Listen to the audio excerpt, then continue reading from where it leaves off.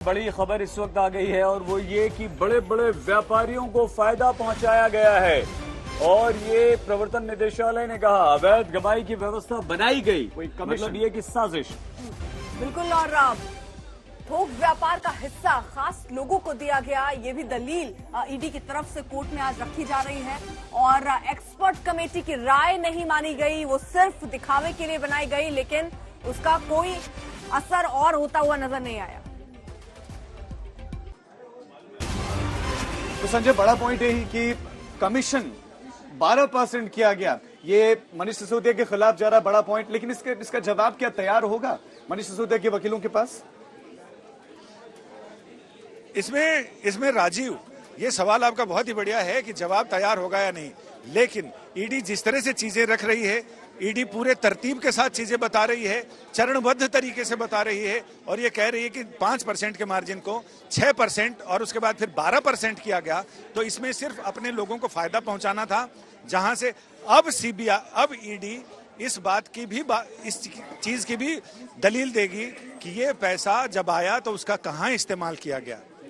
अभी तो सूत्र ये बता रहे हैं कि गोवा के चुनाव और बाकी अन्य चुनाव में वो पैसा इस्तेमाल हुआ, बाकी पंजाब के इधर के चुनाव में भी उसका इस्तेमाल हुआ।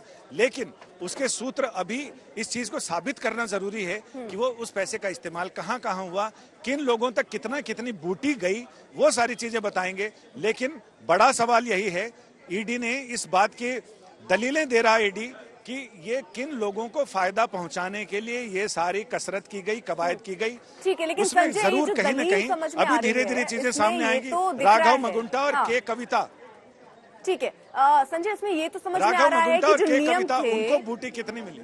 हाँ, ये जो नियम थे इस पर तो कहीं ना कहीं कुछ दिक्कत है, जिसकी बातें कोर्ट में ईडी की तरफ से रखी जा रही हैं। लेकिन रिश्वत का भी एक गंभीर आरोप लगा है। क्या अभी कोई सबूत ईडी के सामने है जो कोर्ट के सामने रखा हो, या अब रिमांड पर लेने के बाद इस दिशा में आगे जांच करेगी ईडी? जब तक चीजों को बिल्कुल पुख्ता नहीं कर लिया जाता तब तक अदालत के सामने नहीं रखा जाएगा।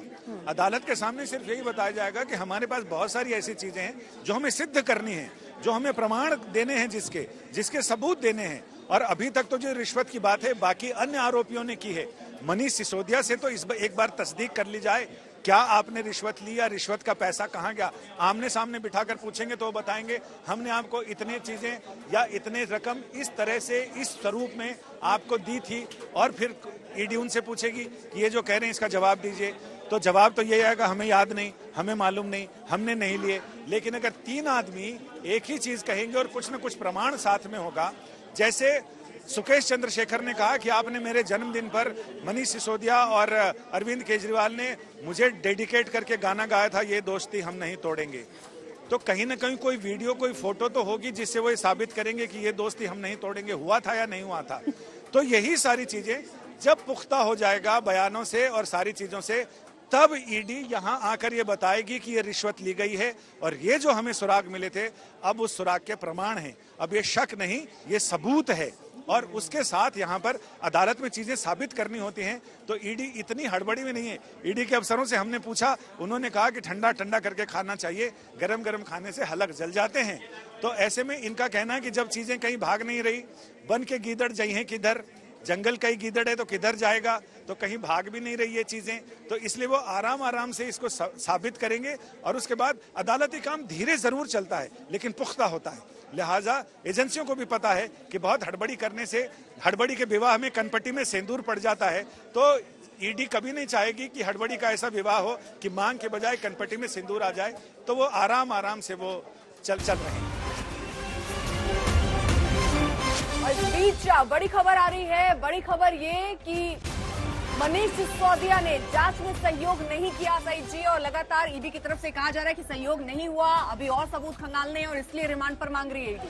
मतलब बिल्कुल ये हुआ अर्पिता जी, राजेश की प्रवर्तन निदेशालय ने मनीष सिसोदिया के खिलाफ बॉम्बार्डिंग कर दी है। न वो जांच में सहयोग कर रहे हैं, उन पर भ्रष्टाचार के आरोप लगाए गए हैं, उन पर नियम कानून को ताक पर रखने के आरोप लगाए गए हैं, उन्हें व्यापारियों को फायदा पहुंचाने के आरोप लगाए गए हैं। आप ये कह सकते हैं कि सीधे सीधे जो मनीष सिसोदिया हैं वो बहुत बुरी तरह से फंसे हुए हैं।